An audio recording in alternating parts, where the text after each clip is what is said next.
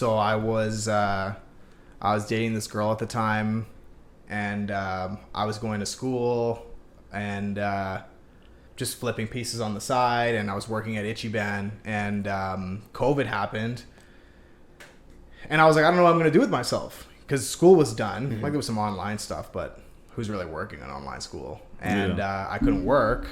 And she was like, well, why don't you just make an Instagram for your jewelry and like try and like make a business out of it?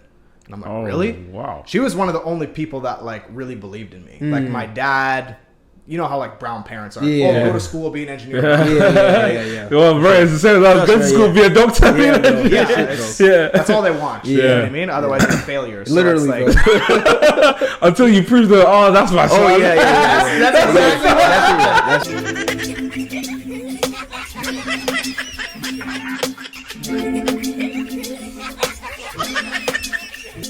You are now listening to the BlackerTheBerry, the sweeter the juice. Well, let's record already. What was that? Your name now. You just say your name. Why you have to try? So DX, and then you say I'm sure. This thing, you're like, you want the best of three worlds. You're scared. Now I understand why the girls are running away. Because all this time I've been thinking girls are crazy. Now it makes sense. Keyshawn.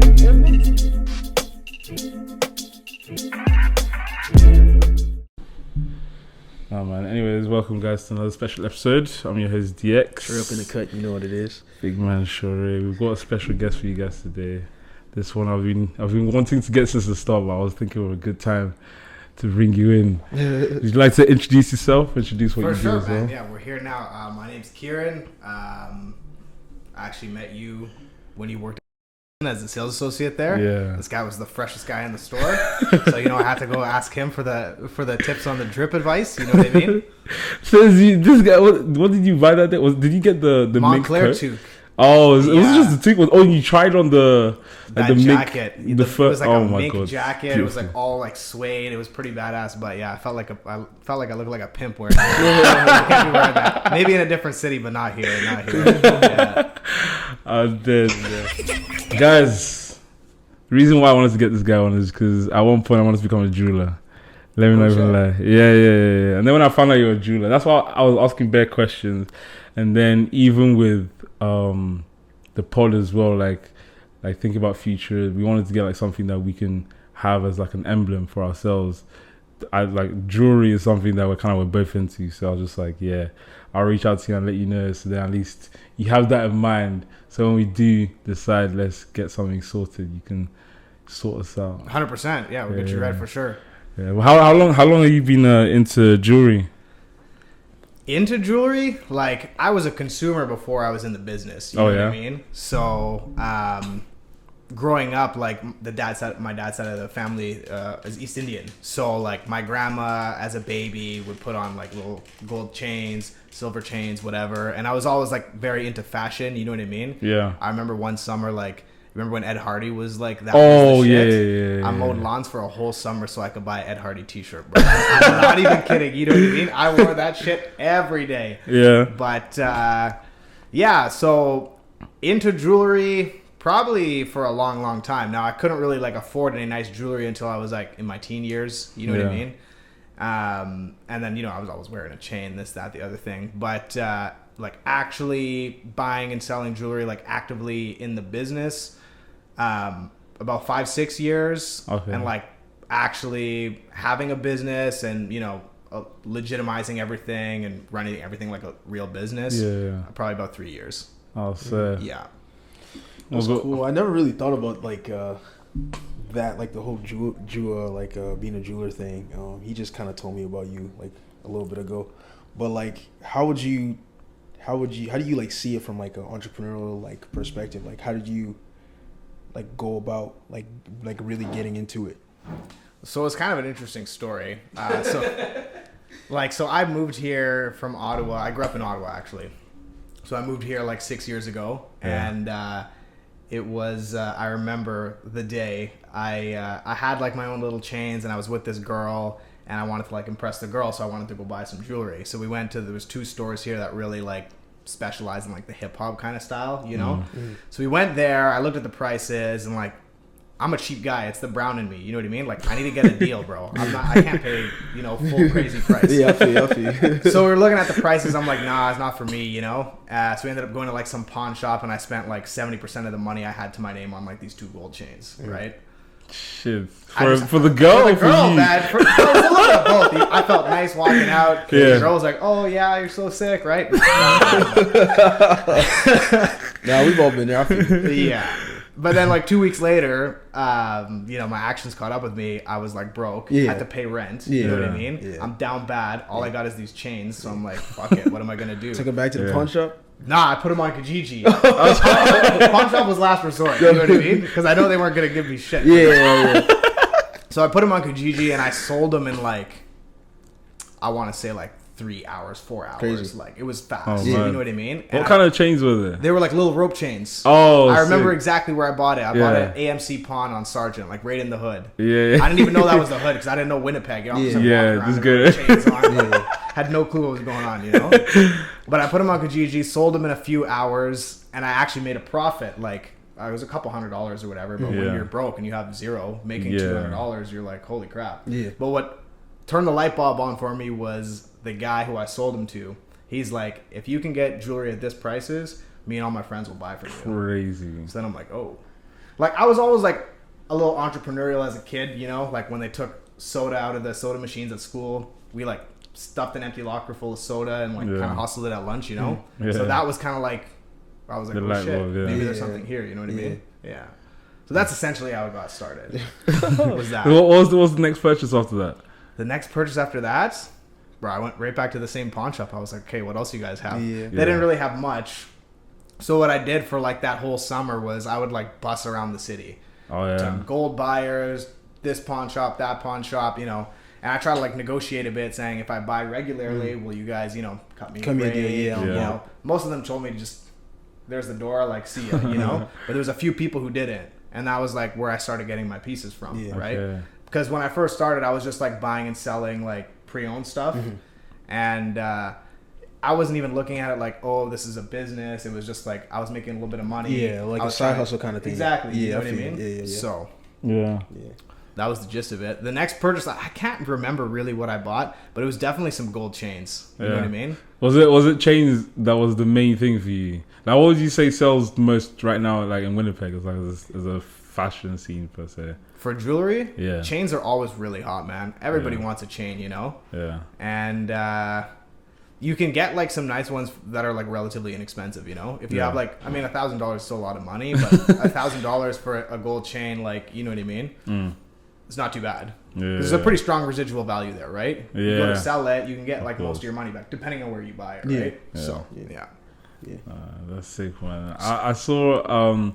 I think that the first time I started to like see like jewelers as like more than just like you go to a store, as more like personalities. There's this guy Chifa in England. Like I saw his Instagram, and it was just like wavy, like just because of how he posts and just obviously the pieces that he's showing as well are just really, really cool pieces, like either the rope chains or even the Cubans as well. Like I was starting to get into jewelry just because I wasn't that much into it, just because I just didn't know what to buy, and I was like, right. Don't know. But then now I'm like into like little statement pieces, just like little subtle statement pieces as well, right? And then so it was like mainly this person. I saw him in an interview like later on, and he was saying pretty much like similar to what you're saying, as in like he's not showing his face, and he explained that for him it was more so because of the caliber of his clients. Like he was selling more to like all these like how do I call it, like Middle Easterns, right? Oh, so, like the Saudis and stuff like that. Yeah. And with them, it's like being a black guy, it's a little bit off-putting for them for some reason. Oh, really? Yeah. So he said what he used to do. He would. I think he got like I don't know if it was an AP or a Richard Mille. I can't remember which one he said he had, but he bought his first watch, and then what he used to do, he would just go to like shisha places, and then most people that buy jewelry or buy watches, especially, they have an eye for these things, so they'll notice, oh, it's cool, what watch you wear, and then 100%. That's how he started to like get his clientele and stuff like that. But then even on his Instagram, he wears, it's like similar to you, he wears like white gloves and only really just shows his gloves and the jewelry. And the jewelry? What's his Instagram? Let me check it out. I'll send it to you.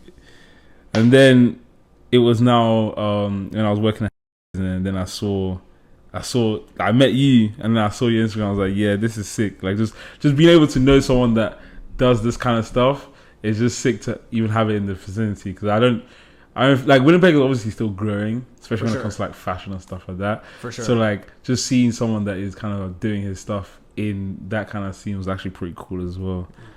I'll send it to you right now. So I know nothing about this industry. Like, okay. At all. So I'm just curious, like how, like what exactly do you do? Like if you were to explain it, like crash course, like how do you explain, like on like business wise, like how do you explain what you do exactly? So I mean, like, it's pretty much how any other jewelry store would function, except I'm by appointment only. I don't have like a storefront where you can just walk in. Okay. Right? I'm by appointment only.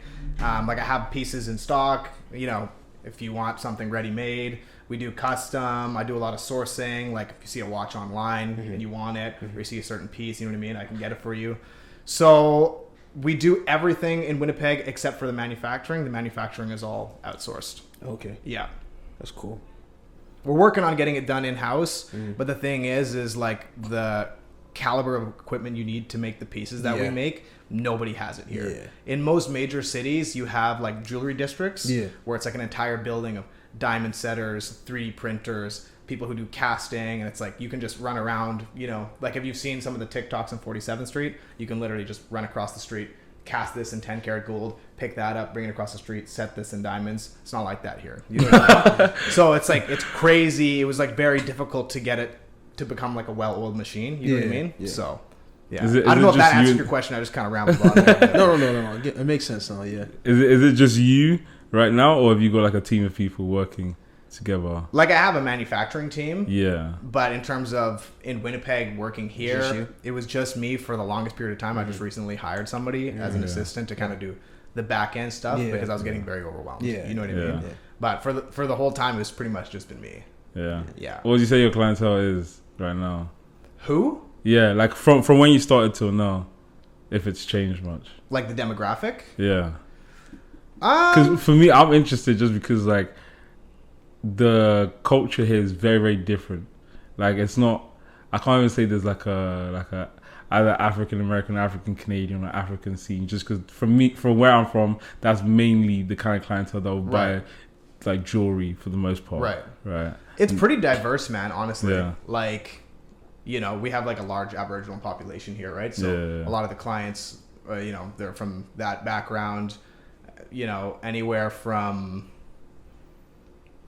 dudes who are, you know, in the trades to guys who are investment bankers. Like it's kind of like everybody loves jewelry. I feel like everybody loves shiny, expensive things. You know what I mean? So it's a pretty diverse client base, honestly. Which is cool because I get to meet like a whole bunch of different people, right? Yeah. It's the same when I was working at. I was just like, from like people, as Lance would call them, pharmaceuticals, to business, to actual doctors and careers, like, and then lawyers, and then you see all of a sudden like an MP will come through. You go like, it's crazy, yeah. It's crazy. It's all walks of life, man. Yeah, it really is. Yeah. So it's like when you start working around like design and stuff, you start to see like a wide range of people that you wouldn't have thought would be in that same sphere. For sure. In a way, right? For sure. How do you go about getting your clientele then? Like, obviously, at the beginning, it was mainly just like... It was word of mouth. Yeah. Honestly, for the longest time, it was just word of mouth. Like, I had a period, too, where I would just kind of scroll through people's Facebooks. This was before Instagram was, like, really Instagram, like what it is now, you know? 5-6 years ago. I would just scroll through someone's Facebook, and if they were, like... This sounds really dumb, but if they were like posing with a wad of cash or something, I would just message them and be like, hey, I have jewelry for sale. Like, let me know if you're interested. Oh, serious? Yeah. 9 out of 10 guys would just be like, all right, like, I'm not responding to this. But then there was a couple that did. You know what I mean? Oh, okay. So then, like, they buy something. Hustling for real, man. Oh, well, yeah, that's a serious hustle. I'm like, grind, bro. You know I respect it. I'm not going to lie to you. Straight up. Yeah. So then they would buy something, and their friends would be like, yo, where did you get that? And then their friends would message me, and then it kind of grew from that, right? Yeah. Is it easy here just because there isn't really like many people or businesses doing the kind of style that you do in terms of like a little bit more like laid back, not laid back, but like not as like up their own arse kind of thing. So you know, like you see people in suits and just like, oh no, only for sure. a certain kind of person I can deal with kind of thing. Whereas for you, you're kind of, you cater to everyone, and you're pretty easily approachable as well, right? I mean, like, part of the idea with my brand and like the experience I wanted my clients to have is that it's very laid back. There's no pushy salesman. You know what I mean? It's a very transparent sales process. The jewelry business and the diamond business is a very, very dirty, dishonest game. Yeah. And there's a lot of stuff like, you know, lying and, you know, saying whatever. Some jewelers will say whatever clients want to hear just to close a sale. And I do not operate that way. You know what I mean? So I want it to be a bit of a different experience. Like, I think the private jeweler model is more popular in the States. Yeah. And I feel like there are some people in Toronto who are doing it as well. But it was kind of an untapped market here. Like, I saw an opportunity, right? You had pretty much 2 stores that were competing for market share in the hip hop space. And there was nobody else doing it, right? Yeah. So all I figured was, if I can provide a better service and better prices, I can probably win a lot of business, right? Yeah. It was just a thought. I didn't really think it would materialize to what it is today. You know what I mean? Yeah. But I always knew that I wanted to work for myself. Yeah, of course. So, no, I say it's not that you got it early. Yeah. you got into like that self-employment entrepreneurial path quite early. For sure. Because I know a lot of people, it gets to a point where like you finish school, now you're in the world where it's like, what do I do now? For some people, it might feel like it's too late, so you're going from job to job. Then the things like when you have a job, you don't have enough time to do everything else that you want to do, right? No, 100%. 100%. I mean, like, owning a business, you have even less time. Obviously, like, but then your time is devoted to your business, innit? For sure. Yeah. It doesn't feel like work. Like, it does and it doesn't, right? Yeah. Like, I don't think if I woke up tomorrow and I didn't have this, like, I don't know what I would do with myself. You know what I mean? I'd probably figure it out eventually, but I think if I was presented with the choice, like if somebody offered to write me a fat check for my company tomorrow, I probably wouldn't do it. You wouldn't? Probably not. Okay. Well, do you feel like you just love what I do? It? You know what I mean? Word. Yeah. What's your favorite like piece of jewelry? Would you say what would you say? Like, it changes, man. Like, so when I was first buying like some pretty cool stuff, like, I just wanted to keep it so bad. But, like, okay, well, if I keep everything, I'm going to be bankrupt in 6 months. You know what I mean? Probably less. So it changes. I get bored of things really quickly, man. Like, I'll get a watch and I'll be like, maybe I'll keep this one. And then 2 months later, I'm like, nah, it's time to go. It can go. My favorite piece right now is probably this. I just got this the other day. Was this the one that you were showing in your box? Yeah. It's AP Royal Oak. I've heard a lot about the Royal Oak. I swear everyone wants a Royal Oak. Everyone wants them. Yeah, they're impossible to get from AP. Really? Damn near impossible to get from AP. Where did you get this one from then? In the secondary market. Oh, okay. Yeah. So I know, like, I have a pretty, now I do at least, like a pretty extensive network of other jewelers and watch dealers and whatever. Yeah. So, like, let's say you wanted, you know, a black Submariner. I could literally put a text in a group chat and have 5 offered to me in like 20 minutes. Do you feel like the industry, as you said, between business and customer, it is kind of dishonest, but in terms of like business to business, what's that like? Just as dishonest. It's terrible, man. It really is terrible. So there's like, you know, diamond grades. So there's the GIA standard, right? So GIA is like the school where, you know, gemologists will go to get accredited so they can appraise jewelry and grade stones. So there's like a clarity scale based off of that, right? I'm sure you guys have heard of VVS or VS clarity diamonds, like all the rappers talk about. Yeah, so that's like on the upper of the scale. Yeah.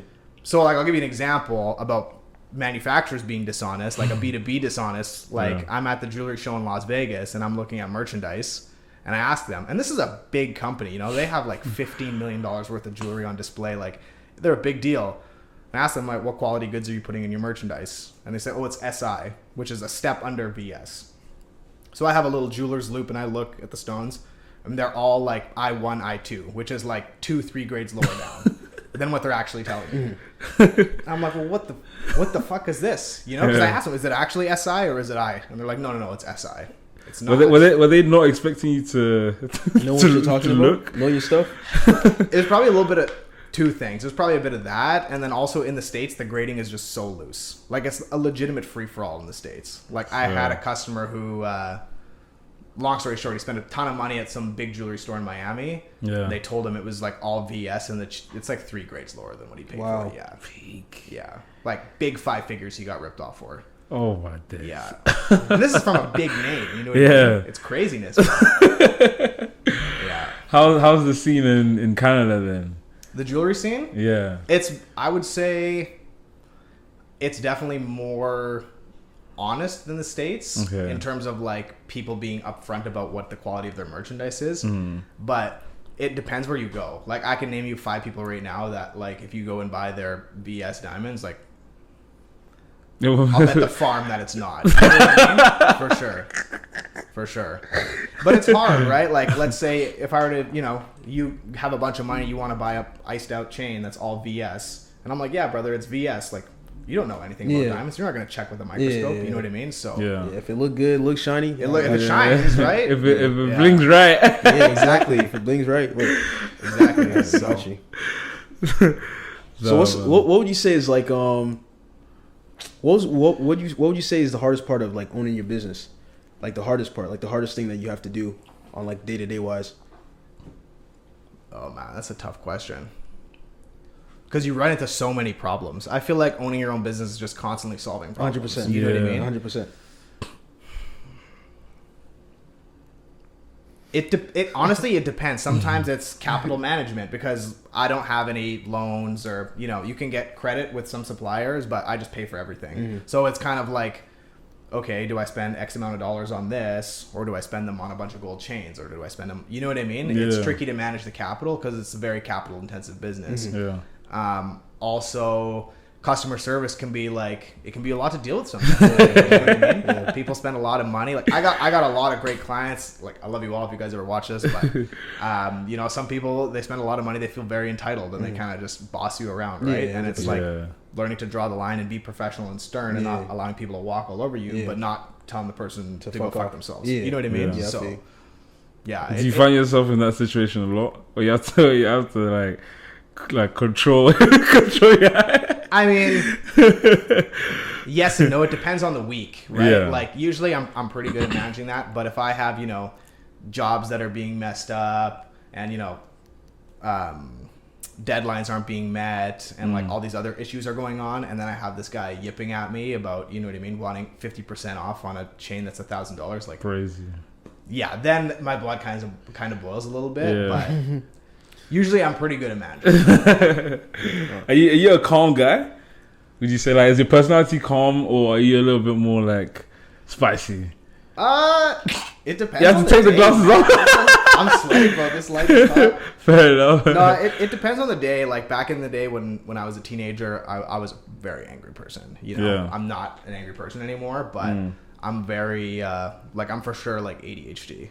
Like, I need to be like, go, go, go, go, go. I can't just sit back and do nothing. You know what I mean? Yeah, I feel you, man. Yeah. I feel you. Yeah, that's crazy, bro. Honestly, I think it's interesting, obviously, like asking about this stuff, because it's just like weird, like both like business minded, like the two of us, but it's just interesting like hearing it about like a different industry, and like, obviously like trying to figure out how you actually go about running like your business, you know what I'm saying? Because I feel like, people say, I want to work for myself, but like, kind of like what you said, it's like, well, if you're working for yourself, you have to actually work for yourself. Like 100%. It's not, you have to run the business. You know what I'm saying? Like, if you don't get up in the morning and I'm like, okay, like, look, I got to check my phone. I got to do all these tasks. I got to, talk to these, I got to network. I got to do all these things, right? The business is not going to run, right? For so sure. I think that's the interesting side of entrepreneurship that people always kind of overlook, is this, I want to be my own boss. But it's like, okay, well, be your own boss. Like, you have to actually tell yourself to do these things. You know what I'm saying? 100%. 100%. I feel like in this day and age, like, being an entrepreneur is like very glorified. Yeah, exactly. You see like so much toxic bullshit all the time about being an entrepreneur. 100%. And it's like, are you ready for what it takes? Because my business comes before everything in my life. 100%. Yeah. You know what I mean? It's like my infant child, and I have to like constantly nourish it. Yeah. And if I don't, it's gonna die. Yeah. You know. So it's a big responsibility. Like 100%. I'm sure you know how it is. Yeah. You know what I mean? Yeah. And a lot of people, like, it's hard to deal with not having the security there. Mm-hmm. You know, because tomorrow, theoretically, I could make $0. My business could go belly up Mm-hmm. if Yeah. everybody stops buying jewelry from me. You know, with a job, a 9-to-5 job, like you're guaranteed a paycheck. As long as There's you that wake up in security, the yeah. morning, As long as you you go show to up, work. you know, Yeah.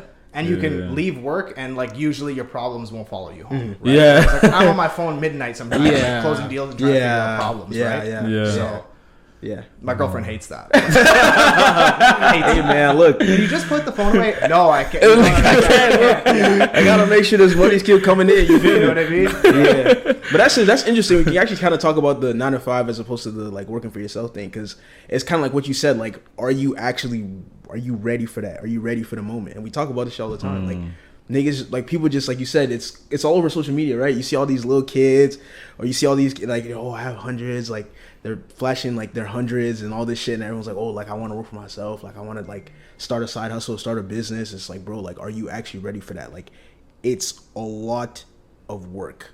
It is a 100%. completely different game than, like you said, the 9-to-5 where you just go to work. And honestly, people would like that. Like you said, people like that security. Like A lot of people do. Exactly. Yeah. It's not for everyone. That's just the Yeah. truth. Not everybody can be an entrepreneur. For sure not. If everybody's an entrepreneur, like we'd have no society. Exactly. No The one's world would even collapse. working for you. Exactly.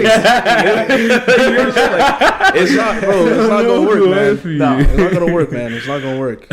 Have you had days where like you just don't want to get up, or due to your All the business time. being something you like to do you find it easy to get up in those No, days? like don't get me wrong. Like there's days where like the last thing I want to do is get up and go to work. You know what I Yeah. mean? But I love going to work. It's Yeah. weird. You know what I mean? It's Yeah. just because sometimes I feel like I'm always working. I don't really get like breaks per se, you know, so I feel like that kind of wears at you after a while where you're like, oh, I got like so much to do. Yeah. But it's not that like I don't want to do it necessarily. It's just that like You're it just can be tired. overwhelming. You Yeah. know what I mean? Yeah. Do you take breaks? Do you go on holidays? I try to go on a holiday here and there. Yeah. But my problem with holidays is this. Because of the ADHD thing. I'm like 2 days into the holiday and I'm like, fuck. I need to get back to work, man. Like, what am I doing? I'm wasting my life. Actually, that's what's going on in my head. Yeah, it's crazy. So Do you like? I know you mentioned Las Vegas as well. Is it? Do you do those things where like you kind of you merge your holiday with work, so you go somewhere else to do to do work? Absolutely. But you're on 100%. holiday. Yeah. 100%. Yeah. Whenever I go somewhere, Yeah. in most like major Canadian cities, like I know people who are in the business. Yeah. So I always try and like buy something or sell something, or you know what I mean? Yeah, I try to yeah. make the trip worthwhile. Yeah. in a Always sense. networking and stuff. Yeah, exactly. Makes sense. Exactly. I try to at least, right? There's sometimes where you strike out, but Well, I mean, look, people won't. Like, I won't be mad at myself if I'm going on holiday to buy stuff and call it work. That would be amazing. Do you For guys sure. say? Yeah. For sure. Well, that's what I love about this business is that like it's a lot of fun, right? Like Yeah. buying all these really cool items and whatever. Like I enjoy it because it kind of feeds like the side of me that's Just likes the Yeah. Constantly stimulated. exactly. You know what I mean? Like when this was in the mail coming, I'm like, oh yeah, it's coming tomorrow. You know, Yeah. you get up early, whatever. Yeah. You know. Yeah, So, yeah. If you weren't doing this, what would you think you'd be doing? You know what? I don't know.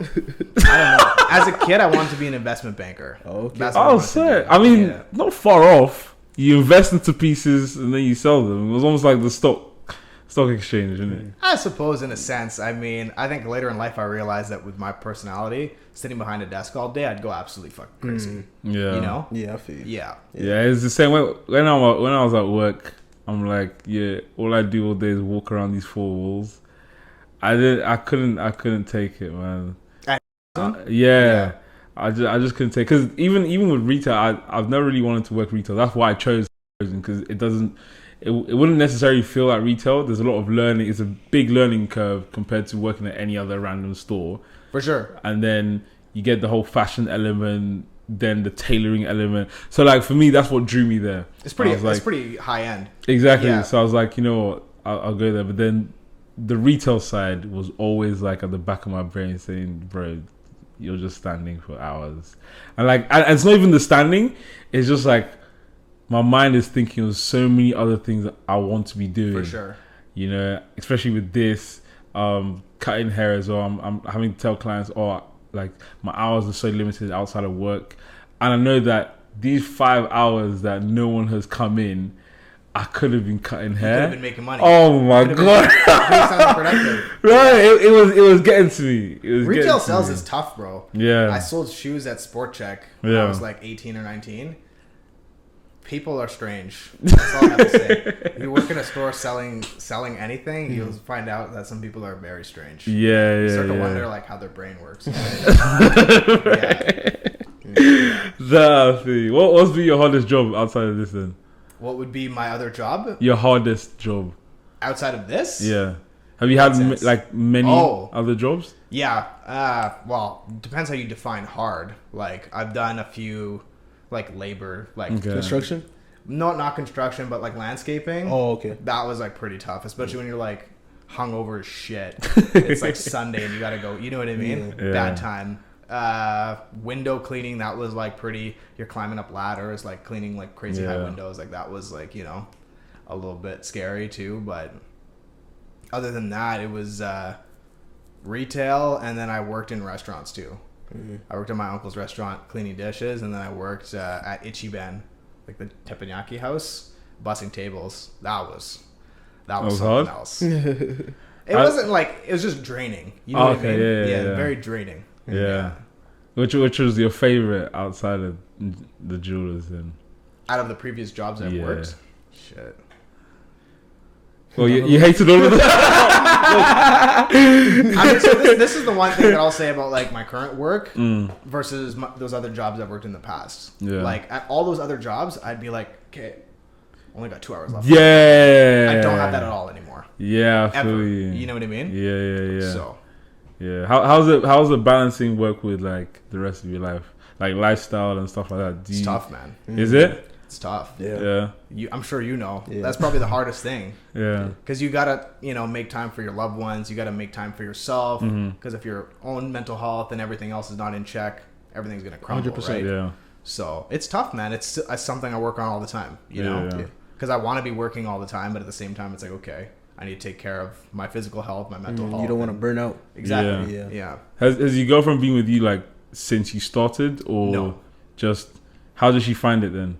Obviously, because there's a difference between like, oh my god, I like what you do, I like you, to like, babe, get off your phone. There's a big difference, you know. So how does she find it? Like, obviously being attracted to you in totality compared to actually being involved with you. Has anything really changed in terms of like how much I'm on my phone? Just like your business and you as Kiran. I mean, she's really cool. Like she does her own thing. Like she's not, you know what I mean, in my business too much in terms of like, we have to go. She's very cool about it. If I'm like, it's Saturday and we're supposed to go to dinner, but oh babe, I have to meet a client first or whatever. She's very like understanding. Yeah. Communication is a big thing. We've been talking about it a lot recently. Biggest thing. We've been talking about it a lot recently. Biggest thing. There's definitely times though where it's like, okay, I have to go do this, and it's like, are you serious? Yeah. You know what I mean? Yeah. So, but that's like, as long as that's like minimal, in terms of the amount that happens, then whatever. I can live with it. When did you decide that you were like, fuck all this shit, I'm going full throttle on this, or like, this is what I want to do? Like COVID. Yeah. The beginning of COVID. Yeah. So I was dating this girl at the time, and I was going to school and just flipping pieces on the side, and I was working at Ichiban, and COVID happened. And I was like, I don't know what I'm going to do with myself, because school was done. Like there was some online stuff, but who's really working in online school? And I couldn't work. And she was like, well, why don't you just make an Instagram for your jewelry and like try and like make a business out of it? And I'm like, really? Wow. She was one of the only people that like really believed in me. Like my dad, you know how like brown parents are. Yeah. Oh, go to school, be an engineer. Yeah. Well, bro, it's the same as go to school, be a doctor. Yeah, that's all they want. You know what I mean? Otherwise, they're failures. So Literally, like, until you prove that. Oh, that's my son. Oh yeah. That is exactly what happened. You know what I mean? That's how So I always knew you did. yeah. Word for word, that's how it went down with the He's like, I'm proud of you, son. I'm so proud of you. It's like, Dad, you're literally telling me not to do this. So you're wasting my time. You know? Yeah. But yeah, she was the one who was like, yeah, you should really put an effort into doing this. And I'm like, oh, like, all right. And I did it, and it just blew up. It was like the perfect storm because everybody was stuck in the house. They're getting $2,000 a month for free. And all they were doing was on their phones all day. You couldn't go to the mall to buy anything. Yeah. You couldn't do anything. Yeah, that was a good time. You know what I mean? So the private jewelers, but no one even know if you're paying according to the rules. It was bussing, bro. Like It was busting. straight up. Like I have friends that own jewelry stores, and like they couldn't even be open. You know what I mean? Yeah. And I'm like selling a lot. Yeah. So that's crazy. Tough, man. That's what kind of like I think took it from. Okay, this is like a small side hustle to like this could potentially be a career if you play your cards right. Yeah. That's fine. What would you say is like big picture for you though with your business? You've been in it for like a while now. What would you say? Just to keep scaling, constantly changing. Yeah, just keep scaling. Like I'm looking at new space right now to kind of build out a store, but I still want to do the appointment only, like the private thing. It's hard to say, man. Like I'd like to open up offices in a few different cities. Like Calgary and Vancouver, off the top of my head, are two cities where there's massive opportunity. Same thing with Ottawa, actually. Oh, so where I grew up. Yeah. Bring them back home. You know what I mean? So, because all the guys in Ottawa that make a ton of money and that want to buy nice jewelry, they're going to Montreal or Toronto. Because Montreal is an hour and a half drive and Toronto is like 5. Yeah. So it would be nice just to have. This guy's looking for holes in the market. You can't be, and this is something that I tell people all the time who like run their own businesses. You can't be working in the business. You have to be working on the business. Yeah. You know what I mean? Yeah. So you got to always be thinking of what's the next move? What's the next move? Not like, okay, how do I streamline this accounting procedure? You know what I mean? Yeah. Oh, that's smart. That's very, very smart. So do you then like outsource for those kind of things in terms of like get other people to do it? For like accounting and stuff? Yeah, like all the things. Absolutely. Yeah. Okay. Yeah. At first, it was me doing everything myself. Yeah. Which is a terrible idea. Yeah. Because you can't do everything yourself. Of course. You know, not if you're trying to scale and grow, right? Yeah. So of course. now all of that other stuff, like I got a really good bookkeeper. Yeah. My accountant is like my guy. He's a sick guy. Yeah. How did you go about finding your accountant? Was it just someone you knew, or did you have to like try another? Well, no, it was a friend of mine who referred me. Okay. He's in the watch business. He's in Toronto. Yeah. Good friend of mine. Very successful. Yeah. Very, very successful. And he's like 3 years younger than me. It's crazy. Like I admire the guy a lot. But so essentially, because I just randomly started an Instagram page over COVID. By the time winter came that year, I realized potentially I could be in a tax mess. Right? I didn't even open a business. Yeah. What am I doing here? Right? Like I need to file taxes for this. Wait. So is it that you like once you hit a certain amount, then you need to file taxes, or $35,000 in revenue? And how they know? I mean, how would they know if you're just doing it as like pretty much just like on the side? Yeah. Well, I had to. A lot of the jewelry I was buying was in the United States, so I'm depositing money and sending wire transfers, and you know what I mean. So I couldn't. Oh, because it's not straight cash in it. So no, for sure. Yeah, makes sense. Like if you try to operate on a strictly cash basis, like you're gonna fry yourself. Number one, number two, like the amount of business you can do within Canada is very limited. I know in the States a lot of jewelers operate like that because like it's so huge, you know. But here you can't do that. Yeah, so back to the accounting story. I'll say sorry. I just kind of called him one day and I was freaking out. I'm like, dude, I don't know what to do here. I kind of made a mess for myself. And he's like, oh, you need to call my guy. He's like the shit. Yeah. And I called him and he was really cool. We got it all sorted out. Oh, so I ended up getting audited anyways, but it was all good because the books were all, you know what I mean? It was all okay. Yeah. Nah, that's sick. Yeah. I was tripping about that audit coming though. Really? Yeah. Well, I mean, I'm like, fuck, I didn't really make receipts for any of this stuff, any sales. You know what I mean? Did they tell you? Like, what? Did they let you know that do you get like an email or something saying we're coming over to audit you? I think if you don't have an accountant, you get a letter from the CRA. Okay. But they called my accountant directly, and I got the call from him. Oh, I remember the day exactly. I'm walking through City Place, and I look at, and it's my accountant. It's like 7 p.m. I'm like, oh shit, I think I know what this is for. Picked up. He's like, yeah, you've been randomly selected for a CRA audit. And I'm like, great. Wow. Yeah. So that was a lot of fun. Suffering from success, man. Yeah. You know? You gotta pay the piper. Yeah, man. You gotta pay the piper. Yeah, that's another thing that people don't talk about in business. Because even with the whole fashion shit, like when I was looking at like, I obviously like watching videos, like getting knowledge on like streetwear brands and stuff. Like a lot of these young niggas that were saying like one of the big mistakes. It was like, yo, make sure you gotta pay taxes, my nigga. Like especially when you're like 100%. Big, when you're in big business, when you're selling, when you have to ship out 1,000 orders and you're actually making all that money back. It's like, okay, what percent of that money are you actually keeping? What percent of it is going towards taxes? What percent of it is going towards your manufacturers? Right? Like it's all like the business model, right? There's manufacturers, there's taxes. You have to put the money. So say for example, you do a drop, you made 50K, right? You made 50K, like that's how much you made from the drop. Yeah. You're not keeping the 50K. Obviously, right? You have to pay your manufacturers. you have to pay taxes, right? You have to do all those little. You have to pay for packaging. You have to do all those little things before you then pay yourself. You know what I'm saying? Out of that amount. So maybe you did 50K on a drop. Maybe you're keeping 20 of it, but the rest of it, taxes, it's manufacturers, gone, it's gone. You feel me? So if you're not thinking like that, you're like, oh my god, you make. Because I'm watching these videos, like, yo man, I just did 50K on a drop. That's crazy, right? Imagine a young nigga making 50K on a drop, like selling clothes. Like, he's gone. You'd be tripping. He's like, right? 100%. But then he starts spending it, and then he's like, oh shit, I have to pay taxes. I haven't paid my manufacturer yet. Like, I'm tripping now. You're fucked. You know what I mean? That's the mistake pro athletes make all the time. Yeah. Rappers too. You know what I mean? They get all this cash from doing shows, blow it all, and then they get stuck with a fat tax bill, and now they're seizing your assets, right? It's the government does not play, man. The one thing that they hate is them not getting their money, bro. Yeah. So it's better to pay your taxes. Always pay your taxes. Yeah. How have you changed as a person, or if you haven't, once you started making like proper money? And obviously proper money is subjective, but to you, once you start, subjective, you know what I mean? For sure. I mean, I think once I met a lot of other people in the industry, my concept of what actually having money was completely changed. Oh yeah. In what sense? Context, yeah. Because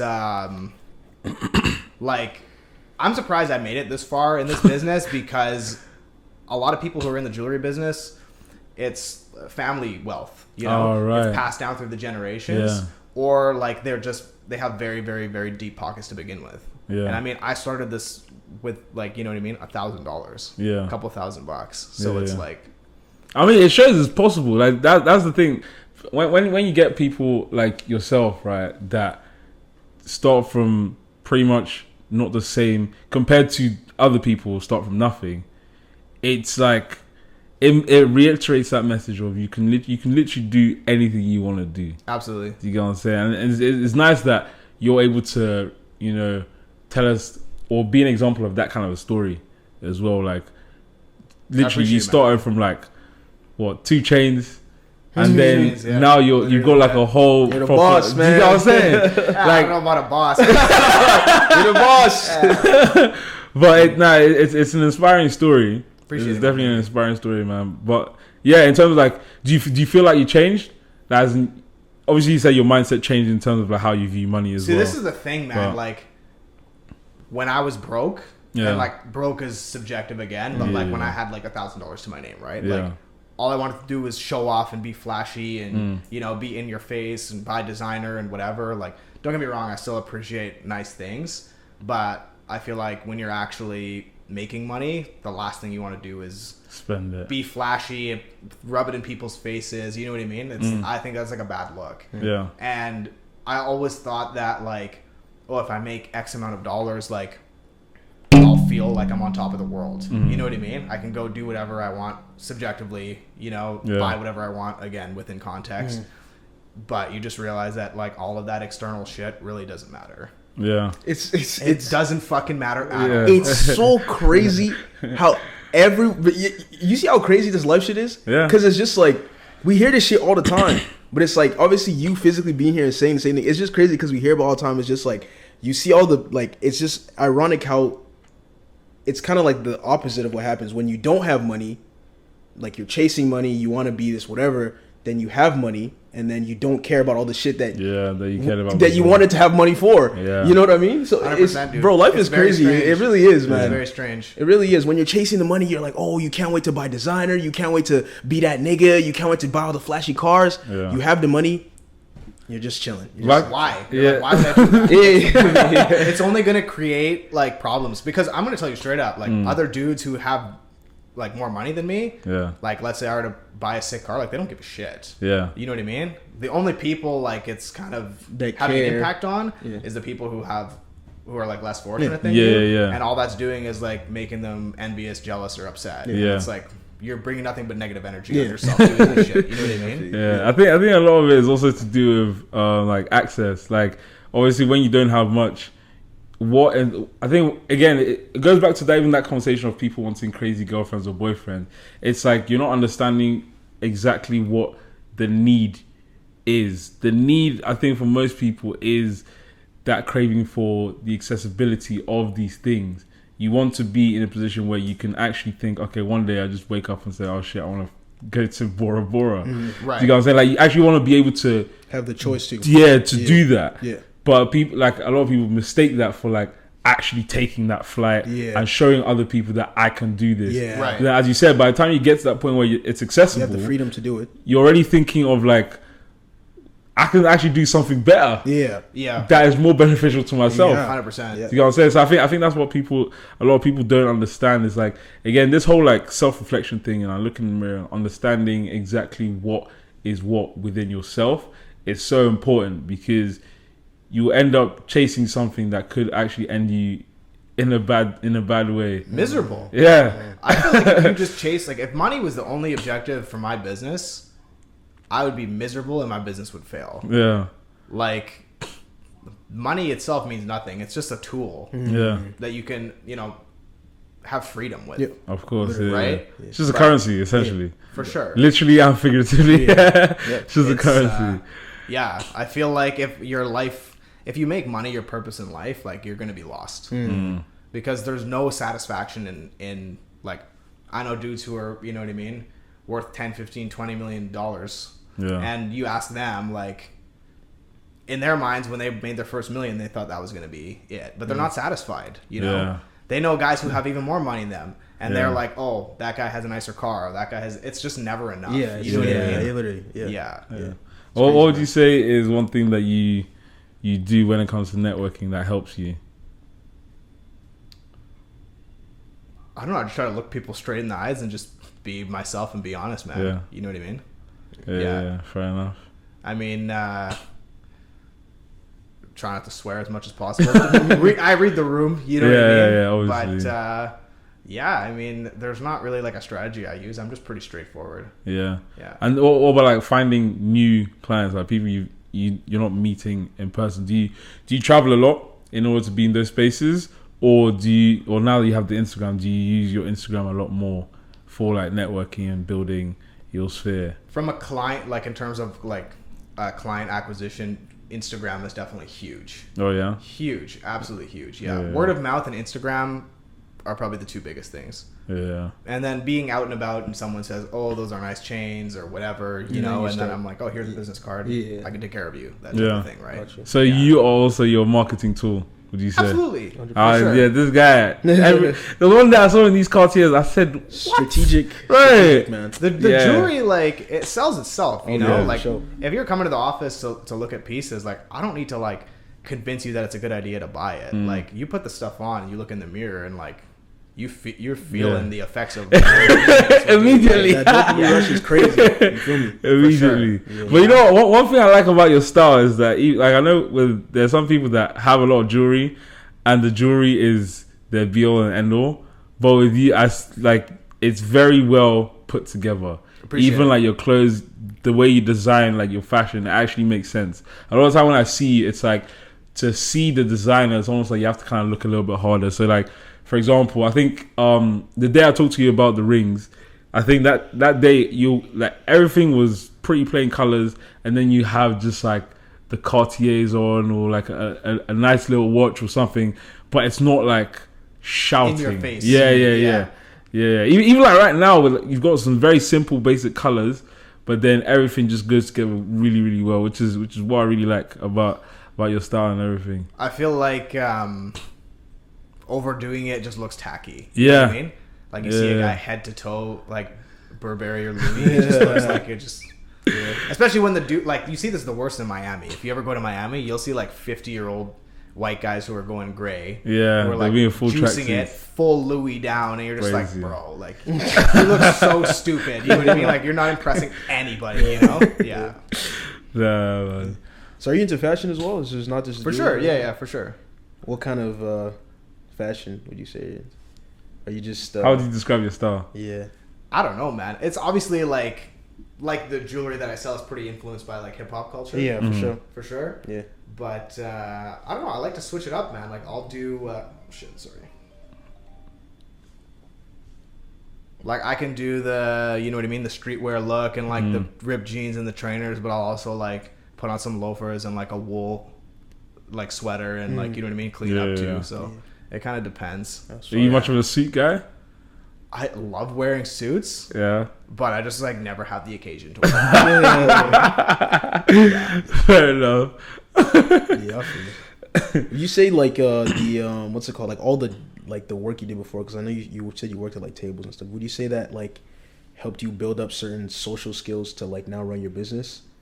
In a sense, for sure, right? I mean, being able to do, I would say probably doing retail when I was younger was probably the most beneficial, because like the way they trained us, which was terrible, like they call it the sport check experience, where you're literally like walking up to people and like forcing a conversation with them and then trying to get them to buy shoes. And it was like so uncomfortable to do, because, you know, people are like, oh, I'm just browsing, it's all good. They're like, no, when they say that, you have to keep going. I'm like, fuck. You know? So when you like practice doing that, like I can, and I was talkative as a kid, you know, so like I can hold a conversation pretty well. So I feel like that was like a good skill to learn, is just to kind of, you know what I mean? Yeah. I also have ADHD, so I wanted to ask nice. if that.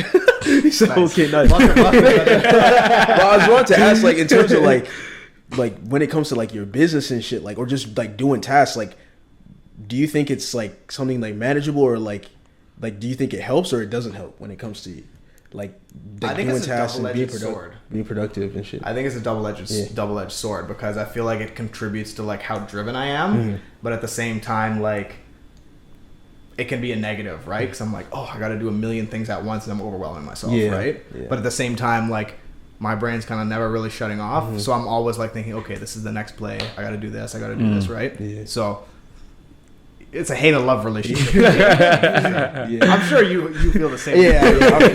I think for sure it's just like, for me, it's like, kind of the same thing. Like, I feel like I'm always thinking, like my brain just, and sometimes it's annoying, because it's like, obviously there's negative aspects to thinking so much, you know, 100%. Thinking too much.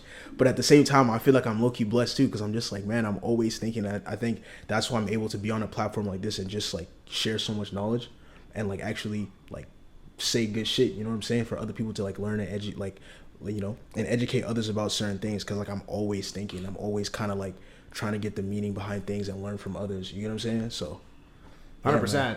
100%. Yeah. I'm gonna throw a spanner in the works right now. Do you think more than one soulmate is a thing? This is a question to everyone. So I'll paint a scenario, right? So now, let's say you've had someone that you thought was your soulmate, then something have you break up, whatever, then you moved on, you're meeting someone else, and you guys are chatting, and you're actually getting to a point where you might be going further. Then she asks you, have you ever loved someone? How are you responding? Are you gonna tell her, yes, I have? Or is it something where, because that didn't work, maybe that's not your soulmate and this is your soulmate? So again, the question is, do you think you can have more than one soulmate? For me, it's a little too much thinking. It's a little too much thinking. You feel me? for me, I would say yes, just because I think the soulmate goes way beyond just a romantic thing. For sure. So I would say yes, because obviously, for me, based on my faith as well, is if one thing didn't work, God will provide another thing in terms of anything in life, right? The same when I think, I can't remember who it was, but it was a couple of brothers. One was told to go and give a speech. Because he couldn't do it, God just decided to give the assignment to someone else. So I think that is relating to this. I think for me, my answer is yes. I think there's multiple soulmates. Like you have more than one soulmate. It's just once you meet that one soulmate, you stay with them. You don't just be trying to find the other ones. But that's my answer. I feel like it's a tricky question, man. You know, I mean,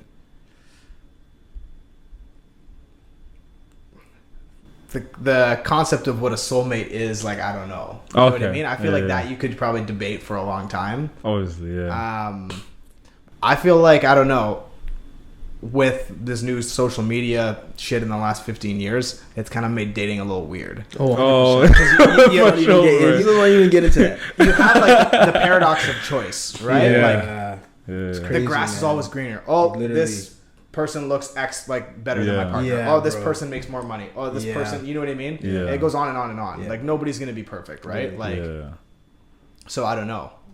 As a kid, like, I'm sure everybody remembers, like, your first love, you know? I was like convinced that I'm in fucking 6th grade and I'm like, I'm gonna marry this person, you know what I mean?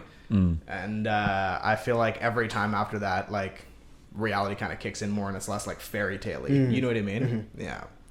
That's crazy, man. I don't know, man.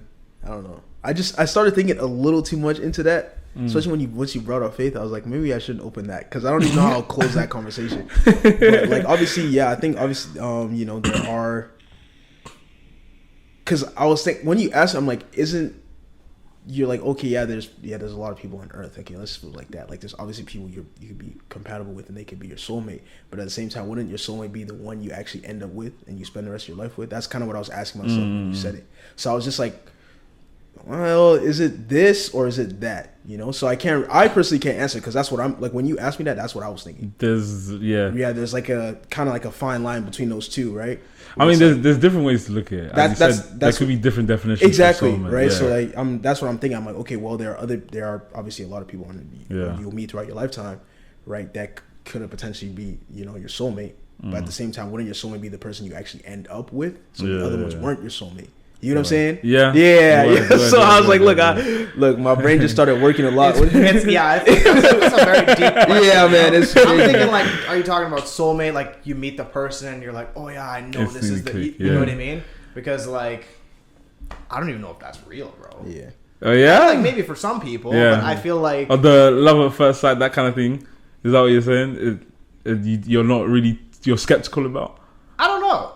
I'll boldly say I am. I'm skeptical about it. I don't think... I'm definitely skeptical about it. I mean, like, so my current girlfriend, like, I remember the first night we spent together, like, was crazy. Yeah. And I don't mean, like, in that way. I just mean, like, us hanging out and enjoying each other's company. You know what I mean? Yeah. I was like, I couldn't wait to see her again, you know? And I hadn't had, like, an experience like that for a long time. So sorry, I'm relating. Yeah, I'm not saying. Go ahead. You're talking to people that understand what you mean, bro. There's not a whole else I can add to that. Yeah. I feel you. Yeah, you know what I mean. Yeah, we understand. Yeah. Bro, I've been speaking for myself. I've been in a situation where, like, I'm like, damn, it's clicking, bro. Yeah. Like, it's like, don't go home, stay. Yeah, for sure. Yeah, we literally stayed up till like all night talking. Those deep conversations. You know 100%. Yeah. Which was, I've like never done that before. Yeah. You know what I mean? Like, not in the first time meeting them. Yeah, 100%. So that was like pretty crazy. Yeah. How long have you guys been together now then? A little over a year. Okay. Yeah. We've been like, we were hanging out and kind of doing the friends with benefits thing before. Yeah. But like, you know how that goes. But it's good that at least you progressed. Absolutely. You know, there's some that doesn't go too well for, but yeah. No, for sure. It makes sense. No, man. You got ShoreAsks? Do you have any questions? I always have. You feel me? Cool. ShoreAsks. Let's see what we got for today, man. We got a lot.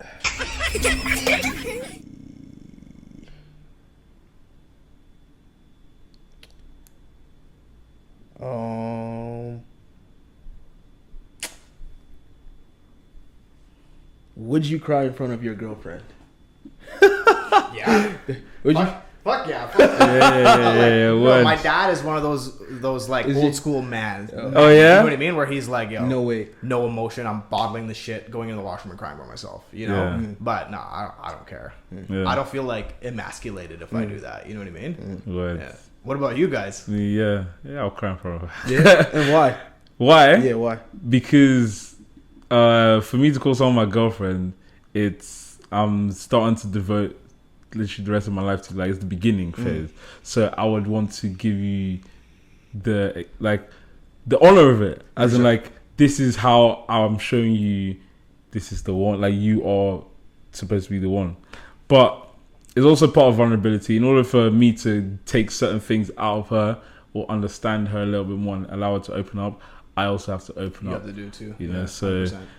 You know, and sometimes it's also like there are some secrets that help you guys grow stronger. Absolutely. You know, having her be one of the only safe spaces to release all your emotions, firstly makes her feel special, and also gives you and your girlfriend that unique bond, more than just we laugh together, we talk together, we do everything together. Now it's like I've seen him in a position where he needs me. Do you know what that does for a woman? Bro. I mean, if you can't be like vulnerable to the core with your girl, what's the point? Yeah. You know what I mean? Yeah. What's the point? If you can't have at least one person, you know what I mean? Yeah. As a man. As a man. Right? Yeah, man, I feel you. Yeah. Uncle, what about you? Yeah, I mean, I already have. To be honest, so it's like, yeah, I definitely get what you guys are saying. I think obviously for me, it's just like the reason I'm the one that posed the question, because obviously I was thinking about it. I'm just like, obviously there's that, just gauging that level of vulnerability, right? And so obviously I think also part of it is just being with the right person too. For sure. It's just like, you know, some girls say like, you know, like, oh, like they want you to cry in front of them and like they want you to be vulnerable, but they can't actually handle it. Right. So it's just like, I think part of it is also being with a person that really understands you and understands what it means for, you know, you to actually be vulnerable and emotional with them. So no, absolutely. You know what I'm saying? I agree. Yeah. Anyway, before we go, I've got I'm bringing back Sweetest Berry. Now, this segment of Sweetest Berry is going to be more of like either a post I've seen that's actually like fashion related. Is going to be content creator like of the week kind of thing. But yeah, it's pretty much just a shout out to anyone that I've seen do something great. So mine is actually KPS Jewellery. You brought out your own jewelry case. Is it a jewelry case like for your watches? And I didn't bring it. Should I have brought it? So it's up to you. It's marketing, innit? No, but I'll put the video up on the screen. I'll just like take off your Instagram and put it on the screen. But appreciate it. Yeah, my Sweetest Berry, your content of the week is you, man. I see what you're doing. Like I've been watching your page for a while. I'm like, yeah, the growth is insane. Even to see like you taking your brand to a level where it's like this is now more than just like merchandise. This is something that is now like I'm putting myself into my products now.